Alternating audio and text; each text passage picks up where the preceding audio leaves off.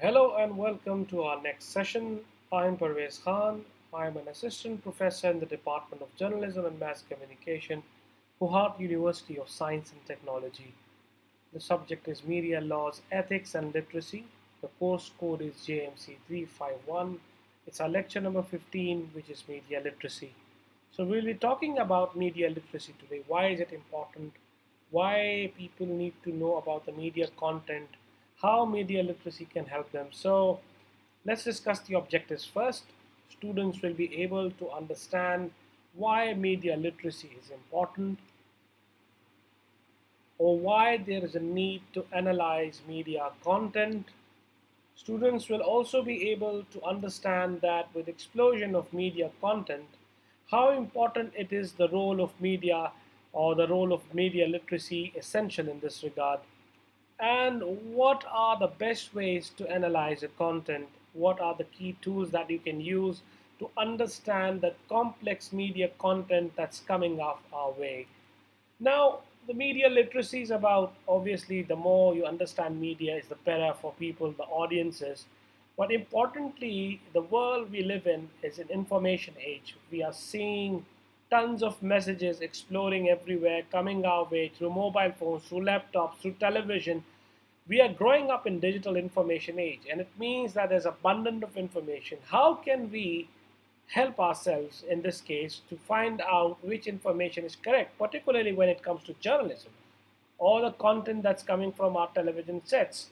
How do we know that this kind of content is authentic, this is not? And that's why it's important to be informed, because false information can create a lot of chaos. False information can lead to a lot of problems and misunderstandings, and may narrow your worldview and may subject you to manipulation. So that's why we are talking about media literacy, so that we can avoid all of this. Now, let's talk about the definition of media literacy. And one of the widely accepted definition is that media literacy is of various types.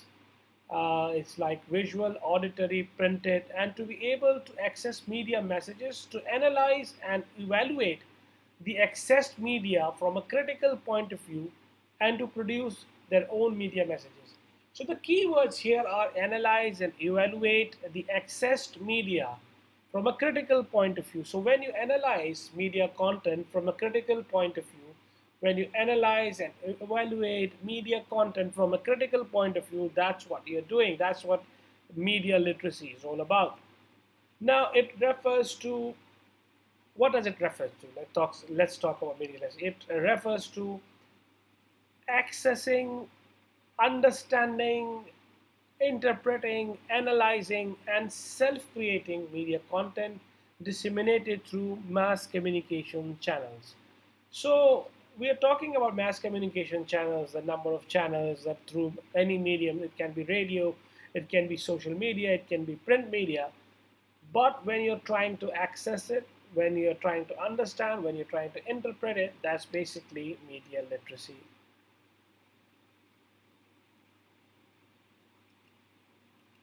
So, why is the need for media literacy? And media literacy is the ability to identify different types of media and understand the messages they're sending. Very key point. It's the ability to identify different types of media and understanding the kind of messages that are coming their way. And people take in a huge amount of information from a wide array of sources, which is far beyond the traditional media. It can be radio, TV, newspaper, magazines, and now even social media. The explosions and tons of messages are coming our way. These are text messages, it can be memes, it can be viral videos, it can be social media, it can be video games, it can be advertising, and much more. So, this explains the complex phenomenon of why the needs there. You just don't have a typical medium. Like 100 years ago, you would just have a print media to analyze or a book to analyze. But now you have radio, you have television sets, you have newspapers, you have advertising, you have PR, you have social media networks to look into the messages. It's like explosion of messages everywhere. So this makes the case complex enough. This makes the need to understand media content, and that's why it enhances the need for media literacy. But all media shares one thing. Let's not forget, the important point is someone created it, and it was created for a reason, and understanding that reason is the basis of media literacy. So the key point here is that this media content was created by someone for some reason, and understanding that reason is the key, and that is what media literacy is all about. So before we discuss the key points, we must always remember whatever you see on television, it was created by someone. It may have been created by a certain production team. It may have been created by a certain director. It's important to understand where it's coming from. So when you understand this perspective, it will help you analyze and understand media content in a much better way. Now, important point here is that we should learn to think critically. Why certain information was included and what wasn't included and what are the key ideas. It's very important what kind of information was there and what was not there, what were the key ideas, and this will help us in critical thinking. And let's become a smart consumer of products and information. Media literacy helps to learn how to determine whether something is credible or not, and we should look for the persuasive intent of advertising and resist the techniques marketeers use to sell products. We must resist what advertisers use. So we must become a smart consumer and then recognize point of view. Like just I said, every creator has a perspective. It's coming from someone. The idea is coming from someone. Identifying an author's point of view helps understand different perspectives. So it's very important where the idea is coming from, who is making it, who is behind it. This is the key to understanding, and this is what media literacy is. And then create media responsibility. Because if you are recognizing your own point of view, saying what you want, how you want to say it, and understanding that your messages have an impact is the key to effective content. So always remember that if you are creating a message, create it responsibly. And then obviously identify the role of media in our culture. We must look what the media is in our country, or the place we are living in, or the country you're residing in. Is it a celebrity gossip to magazine covers? Is it just memes? Is the media powerful, or is it just a puppet media? So it's important to understand the role of media in whatever culture you're living. So this brings us to important key questions here. What are the key questions? Like as I just said, if someone is making a particular film or drama or producing media content, it obviously means it's coming from someone. It may be their thought, it may be their ideology, it may be the producer's ideology, it may be the directors or the organizations. So it's important to look into key questions. Who is making it and who are the target audience? So the key question is, who created this? Was it a company? Was it an individual? If so, who? Was it a comedian? Was it an artist? Was it an anonymous source? Anonymous source? What do you think about that? It's important. And then, why did they make it? Was it to inform you? Or was it to change your mind or behavior? Or was it to make you laugh? Was it to get you buy something? What do you think about that? So it's important because media content you see definitely carries strong connotations. They can sell you the product without even letting you know, and it creates the need for buying things. So is it forcing you to buy something? Is it forcing you to change your ideology? Is it forcing you to change your perceptions? And then, who is the message for? Is it for kids? Is it for grown-ups? Is it for girls, boys, people who share a particular interest? So what do you think about that? And then obviously, what techniques are being used to make this message credible or believable? Does it have statistics from a reputable source? Does it contain quotes from a subject expert? Does it have an authoritative sounding voiceover? Is there a direct evidence of the assertions it's making? So, what is your opinion about that? What do you think are the key opinions when you think about what's coming out, where it's coming from, who's making it, and why they're making it? So these are some of the key questions that you need to look into.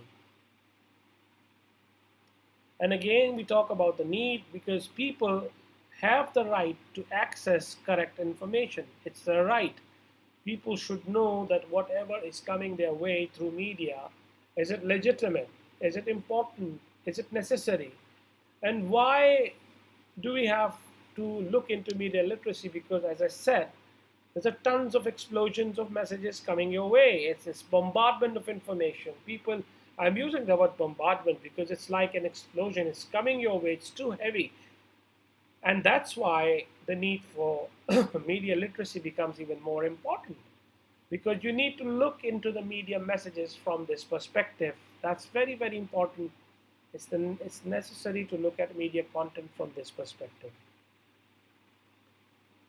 And then, obviously, there should be literate enough, people should be literate enough to understand informed choices. That's another point, that it helps you about the informed choices coming. It shows the development of a culture or society that people can judge for themselves. They're not just puppets, they're not just goofs sitting watching some television program. These are actually thinking people, actually having an impact on their lives. They can analyze the content, they can think about it. So, this is what makes it very important. And then, more importantly, why is the need for media literacy? Because it is essential for social change. So, the more we talk about social change, media literacy is important because it helps develop a society. It just brings the positive vibes. It helps in a way because the more people are participating, the more people are encouraged, the more people are informed. It's helpful. It brings about the social change. So that's an important key point. And then uh, media utilizes manipulative techniques. So it's important to avoid being bullied by media, by deceived by media, by by letting them play you through their techniques. So that's important because that's manipulative techniques are there. Media will do all of it to coerce your opinion, to manipulate your opinion. So in this context, it's important to understand how you can avoid being bullied. So this is why there's a need for this, and that's why we're following it as well in different contexts. And then understanding media text is the key, as we just discussed in detail why there's a need. We talked about it because it helps you understand, it gives you informed choices, it stops you from being bullied.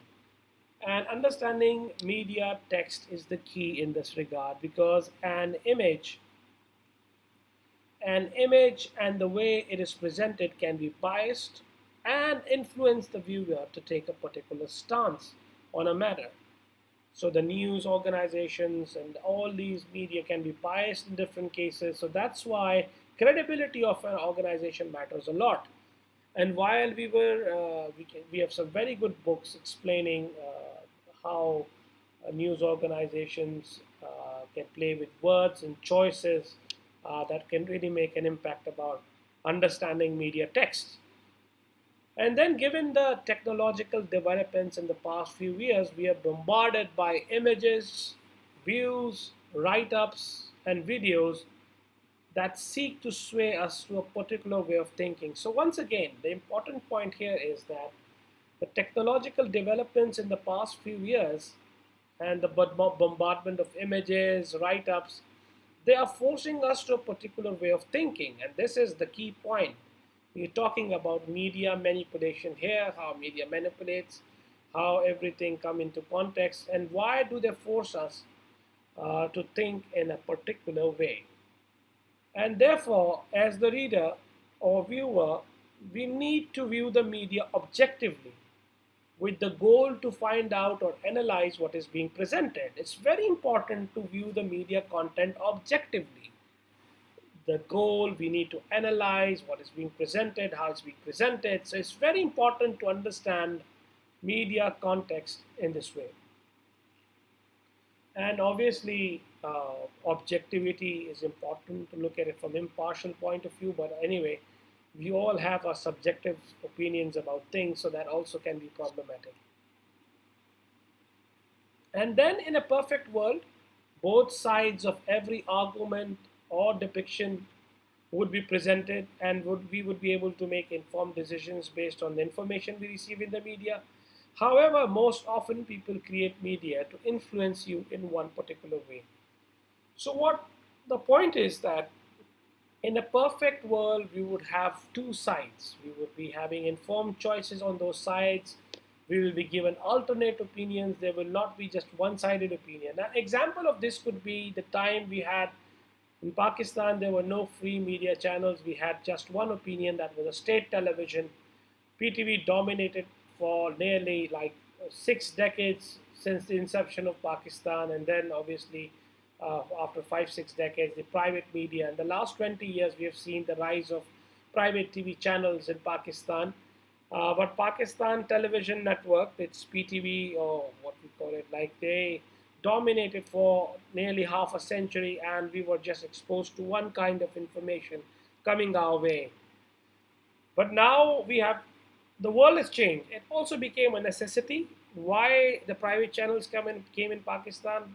That's another debate. But obviously there was a need because the global world politics were changing. Pakistan needed multiple channels to counter the Indian influence and the other channels coming across their way. So the need came up, and that's why the proliferation of channels took place. That was back in 2002 after the Pembra allowed the licenses for private TV channels, and we had alternate opinions, and that's why the shape of journalism changed. Now we have bombardment of information through social networking sites, Twitter, Facebook, and that's also contributing to alternate opinions. Sometimes even the mainstream private channels cannot air a content, but a lot we can see, we can get into people's mind, we can read the hashtags, so that helps. So this is pretty much the discussion on why media literacy is important, because to summarize all what I've said, it's important to have informed choices. It's important to understand what is being presented to you. Is it right or wrong? Media literacy helps you identify that. And now let's look into the questions that you can think about. Some of the questions can be, what do you think, that is media literacy important? How do you see Pakistan in this context? Do you think there's an effort, there's a struggle going on to give people an audience and informed choices? Or still the circumstances are pretty much the same as it used to be like a couple of decades ago? So, how do you see Pakistan in terms of media content? Do you think there's still a need for an audience to understand that what kind of content is going their way? Is it manipulative? Is it understandable? Can they understand on themselves? And then, do you think Pakistani audience is well informed? Do you think that the information that Pakistani audience is consuming, are they well informed? The information getting from the FM private channels, radio channels, TV channels, social media networking sites, is it helping them? And then, if we are improving our knowledge when it comes to media literacy, do you think in some way or the other it can help us avoid being manipulated? So manipulation is an art. It takes place from media organization, news organization, entertainment industry, even public sector, PR, public relations sector, or the advertisement. Manipulation and coercions there, they force the people to think in a particular way. So do you think that media literacy can help us avoid being manipulated? So this is pretty much it. This is pretty much the session for today. I hope that these are some key questions that you can think about. Why media literacy is important? How do you see Pakistan in this context? Do you think Pakistani audience is well informed, and can it help avoid manipulating us? And similarly, we've discussed about informed choices. In idealistic world, it would be too good to have alternate opinions, but we know that it cannot happen all the time. And these are some of the references that we have used, and obviously we are using the Routledge Handbook of Mass Media Ethics. It's a very important book that you can read from for you. We can also prepare for it, the exams from this book. And then obviously I hope that you enjoyed this session. We'll be in touch. It was a pretty detailed session on media literacy, but it's very important to have informed choices. So thank you very much for being in the session today.